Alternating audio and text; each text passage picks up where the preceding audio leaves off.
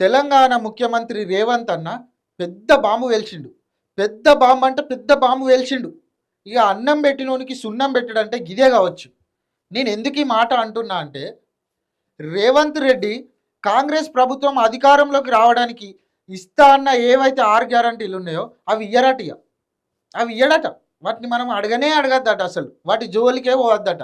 ఇది నేను చెప్తున్నది కాదు, స్వయాన ఇగో మన సీఎం, తెలంగాణ సీఎం మన రేవంత్ అన్న చెప్పిండు. ఒకసారి ఇనుర్రి, మీకు వినిపిస్తా.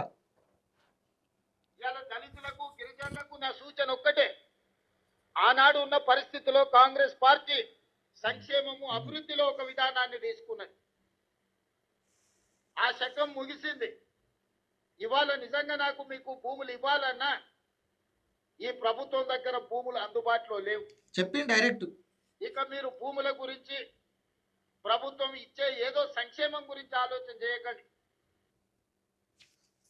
అది ముచ్చట. ఇయ్యడటిగా వాటిని అడగద్దు మనం. ఆయన